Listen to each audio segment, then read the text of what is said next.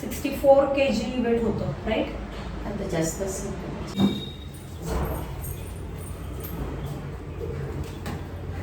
समोर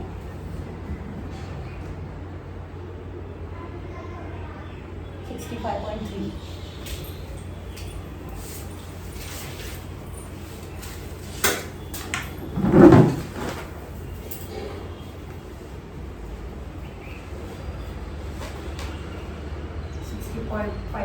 So it would be like the empty stomach weight आहे ते एक साधारण 500 grams plus, ठीक आहे? Okay, so minus 500 gram it is then around 64 kilos weight आता current weight आहे.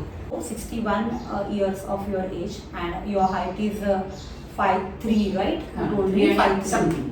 Okay, so it was 158 centimeters. Your height is 158 centimeters.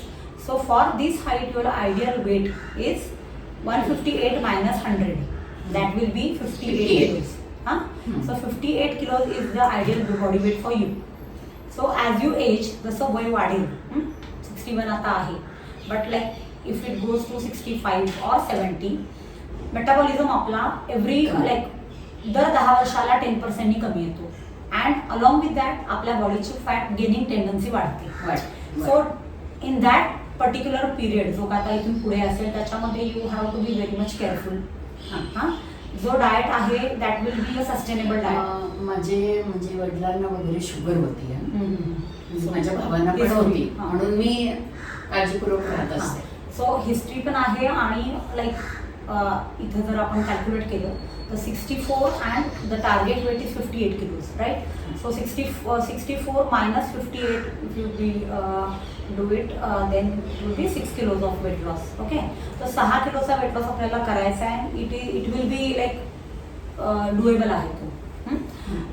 फक्त काय आहे की जसं आता आपल्याला माहित आहे की आपले एज वाढतंय आणि ते एज वाढत असताना बॉडीची टेंडन्सी आहे की फॅट गेन करणार. ओके, तर त्या केसमध्ये आपल्याला जे काय आहे तो डाएट आपला सस्टेनेबल हवा आणि आता या एजमध्ये आपल्याला जे काही मायक्रोन्यूट्रिएंट्स आवश्यक आहेत. ओके, म्हणजे कार्बोहायड्रेट्स, प्रोटीन्स आणि फॅट्स हे आपले रेग्युलर आपल्या खाण्यातून आपल्याला मिळतात, पण जे मायक्रोन्यूट्रिएंट्स आपल्याला मल्टीव्हिटॅमिन किंवा इतर कुठल्या सप्लिमेंट्स सुरू नाही करायचे आहेत, बिकॉज सिंथेटिक आपल्याला काही घ्यायचं नाही आहे, पण नॅचरली आपल्याला खाण्यातून ते मिळालं पाहिजे. आणि माझ्या भावाला एकदा कॅन्सर पण झाला, ते त्याच्यातून बाहेर आले. मला मुद्दाम सांगायचं म्हणजे अशी हेरिडिटी असं आपल्यापर्यंत काही पोहोचू नये. सो ओबेसिटीचं आता असं आहे ना की जर ओबेसिटी असेल, आपलं जर एक्स्ट्रा वेट असेल तर आपले चान्सेस मेटाबॉलिक डिसऑर्डर वाढण्याचे असतात. फॉर एक्झाम्पल जर पोटावरती चरबी असेल तर आपल्याला हायपरटेन्शन सगळ्यात पहिलं होऊ शकतं. लिपिड प्रोफाईल म्हणजे आपलं कोलेस्ट्रॉल वाढू शकतं. नंबर 3 इज इन्सुलिन रेझिस्टन्स, म्हणजे काय की शुगर डिटेक्ट होऊ शकते. 4th वन इज जे आता म्हटला तुम्ही की कॅन्सरचा धोका, तो पण ओबेसिटीनं होऊ शकतो. तर हे सगळं जर आपल्याला टाळायचं असेल तर आपलं जे वेट आहे ते आटोक्यात पाहिजे आणि आयडियल पाहिजे. ओके, तर या केसमध्ये असं आहे ना की रिझन्स खूप आहेत कॅन्सरचे वगैरे, त्याच्यातलं ओबेसिटी हा एक आहे. पण सगळ्या आजारांचं एकच कारण आहे की बॉडीमध्ये इन्फ्लमेशन असते. इन्फ्लमेशन म्हणजे आतून सूज असतो. ओके, ती आपल्याला दिसत नाही. तुम्ही जेव्हा ब्लड टेस्ट वगैरे करता काही पॅरामीटर्स आपल्याला सांगतात की नाही इन्फ्लमेशन आतमध्ये आहे, किंवा इन्सुलिन रेझिस्टन्स असेल तर तुम्ही फास्टिंग इन्सुलिन करता, तो जर आपला नॉर्मल असेल म्हणजे जर विदिन रेंज असेल तर ठीक आहे, पण जर तो जास्त असेल तर डेफिनेटली आहे की तिथे कुठेतरी सुरुवात आहे. शुगर होण्यासाठी आपल्याला फास्टिंग कितीच पॉझिटिव्ह आलं पाहिजे किंवा HbA1c पॉझिटिव्ह आलं असं पाहिजे नाही, कारण जर शुगर आपल्याला व्हायची असेल तर किमान तुमचा तो 5 ते 10 वर्ष ती प्रोसेस चालू असते आणि एक 5-6 वर्षानंतर आपल्याला ते डिटेक्ट होतं की हे लागून गेले. ऑनसेट ऑलरेडी झालेला असतो, पण आपण जेव्हा ब्लड टेस्ट करतो तेव्हा ते कळत नाही, सायलेंट आहे. ओके, सो आपल्याला ते नाही होऊ द्यायचं आहे. Like till this age 61 years you are fit, you are healthy. So आपल्याला हे असंच मेंटेन करायचं. सो आपलं टार्गेट काय राहील की 58 किलो वेट आपल्याला आता त्याच्यापेक्षा कमी पाहिजे का मॅडम? परत वाढतच नो. सी आता काय आहे की 58 किलोज हे तुमचं टार्गेट वेट राहील, पण तुमच्या उंचीप्रमाणे जे लोअर लिमिट म्हणतो तर 58 मधून आपण 5 किलो जर मायनस केले, ओके, तर 58 मायनस 5 इज 53. तर 53 और 55 पण तुम्ही जर मेंटेन केलात तरी चालणार आहे. So 3 kgs it will be at safer side. की समजा जर 1-2 किलो जर वाढलं तरी सुद्धा you will reach at 58 kilos, right?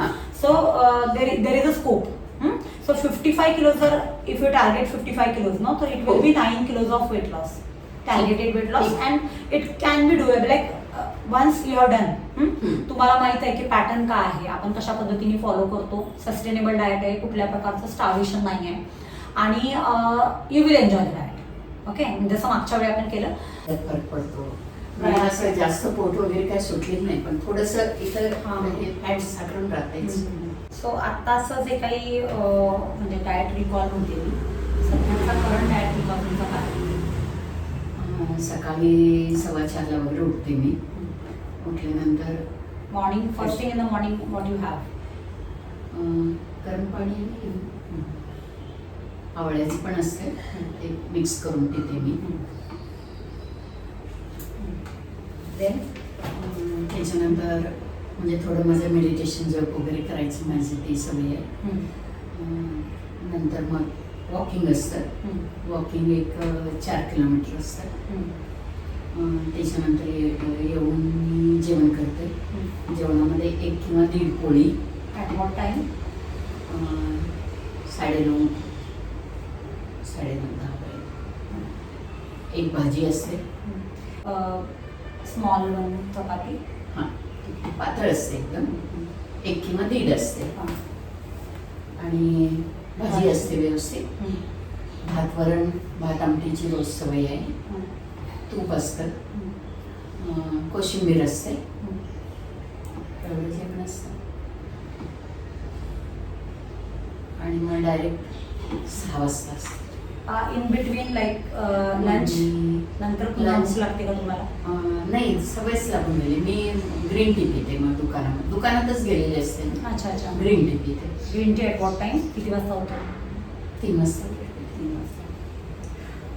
एकदा जेवल्यानंतर दुपारच्या वेळात भूक लागत नाही अजिबात नाही सवयच झाली या गोष्टीची आणि एकदम 6-6:30 वाजता जेवते मी आता जेवताना भात आमटी वगैरे असं प्रॉपर पूर्ण मिल घेतात जास्त नाही घेत म्हणजे भात आमटी क्वांटिटी म्हणजे सकाळपेक्षा कमी असतं ठीक आहे क्वांटिटी वाईज मला सांगायचं आहे की रोटी चपाती जी आहे किती आहे चपाती घेईनच असं नाही घेतली तर 1च्या वर अजिबात नाही बहुतेक असं चपाती असतं घेत का नाही की भात घेते पोळी भाजी किंवा मग भात वरण किंवा भात डाळ असं सिंगल असतं का सिंगल असतं. की सगळंच असतं सिंगल असतं भात डाळ वगैरे घेते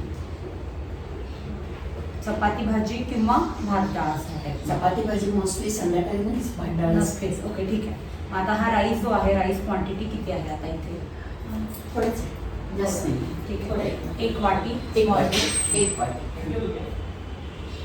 याच्याबरोबर डाळ डाळ कधी तर आमलेट करते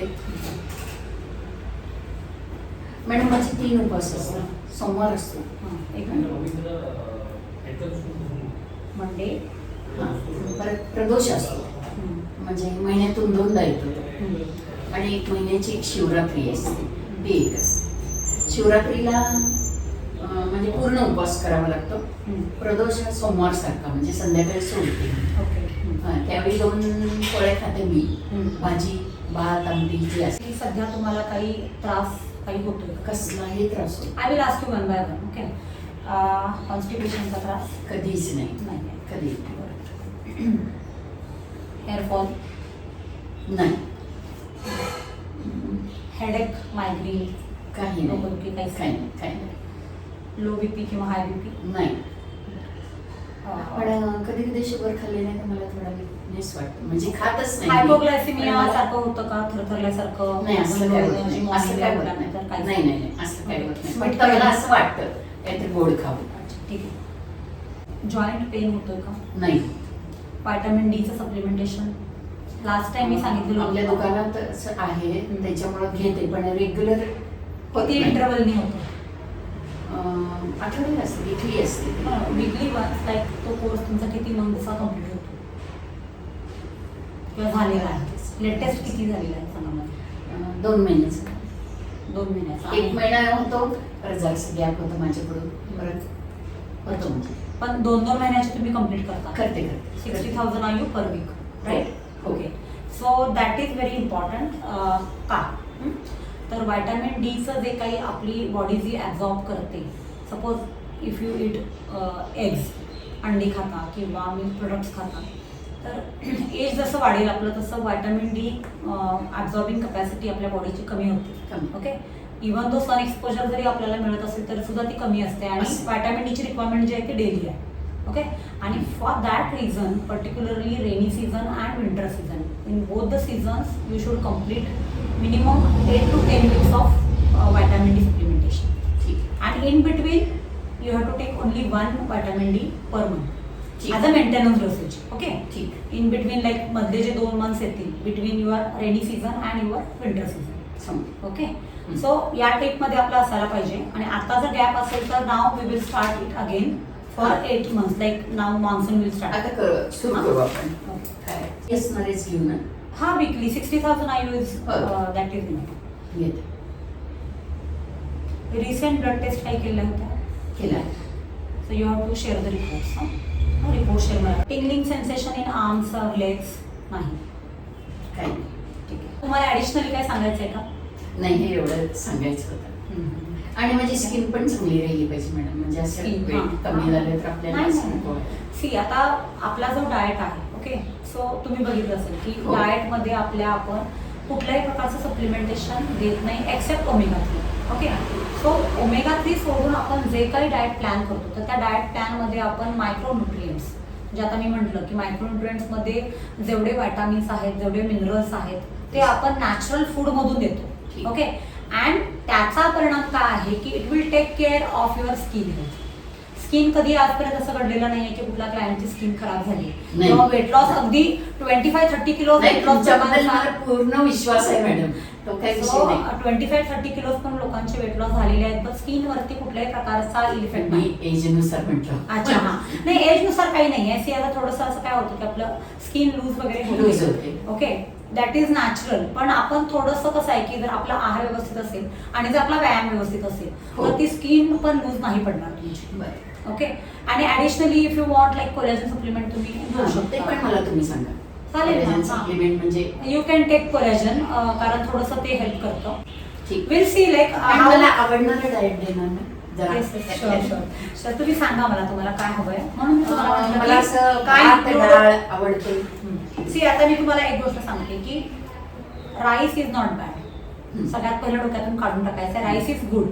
पण लोक काय करतात की एका वेळी जेवणामध्ये राईस पण घेतला आणि पोळी पण घेतली किंवा राईस पण घेतला आणि भाकरी पण घेतली. ज्यावेळी तुमचा जो एम आहे किंवा ऑब्जेक्टिव्ह आहे की माझं वजन कमी झालं पाहिजे किंवा माझा फॅट लॉस झाला पाहिजे, त्यावेळी ती रोटी आणि तो भात हेल्प करेल का दोन्ही एकत्र घेतलं तर नाही. So you have to choose either one of those, right. So rice is good, but you have to have it as a single grain in your lunch and as well as in your dinner. So we can include rice in your diet and still you can lose your weight. काही problem नाही. Okay, so rice आणि भाज्यांची पण आवड आहे, म्हणजे कमी तेल असतं. पालेभाजी रोज एक असते आणि दुसरी एखादी भाजी असते. ओके, बाकी तसं असं काहीतरी वेगळं आवडते असं काय तेलकट खूप किंवा काय असं काय नसतं. आता तुम्हाला कशी ती सवय लागलेली आहे 2 meal plan, so that is good. त्यामुळे त्याच्यातच आपण त्या पद्धतीने आपण डाएट डिझाईन करणार. आणि फक्त काय आहे की आपला एम आहे की आपला फॅट लॉस झाला पाहिजे. Per week we will be targeting only 500 grams of fat loss per week. Okay, तो जरी मिळाला सस्टेनेबल वेनी आपलं 3 to 4 months मध्ये टार्गेट कम्प्लीट होतं. ठीक आहे, मी अगदी म्हणजे अगदी तुम्हाला फॉलो कर. So on an average 2 to 3 kilos आपला वेट लॉस प्रत्येक महिन्यामध्ये झाला पाहिजे. अशा पद्धतीने इथे डिझाईन होईल आणि then you will get the result. Okay, yes. आणि the important thing is it is a 2-way communication. There will be a 2-way communication. There should be. तुमच्याकडून वीकली अपडेट मला आला पाहिजे so that I can give you the input. और I will analyse की समजा एखाद्या particular वीकमध्ये fat loss नाही झाला तर तो का नाही झाला, नेमका काय चुका झाल्या काय. अँड होतं सी स्टेबल नाही आहे आपलं जे काय लाईफ आहे ते डेली काहीतरी आपल्या याच्यात आव्हानं चॅलेंजेस येत असतात आणि with those challenges we are going to do the diet. आपल्याला बॅलन्स करायचं आहे. ओके, आणि प्रत्येक गोष्टीवर सोल्युशन आहे. You have to update me like if you are going out किंवा काही बाहेर असेल तुम्हाला इन्व्हाइट केलं असेल काही सारखं सारखं जाऊ लागतं. हां, so you have to tell me. So real time tips will be given from my side. What you have to do, how to calorie balance. किंवा जर ॲटलिस्ट तुमचा 2 किंवा 3 दिवस जर चेंज होत असेल तर तो ॲटलिस्ट तुमचा वाढणार नाही वजन. You will be able to maintain the number constant. Okay, so अशा पद्धतीने आपण जाऊ and the targeted weight loss of 9 kilo आपण करणार. ठीक आहे. एनिथिंग एल्स अजून तुम्हाला काही सांग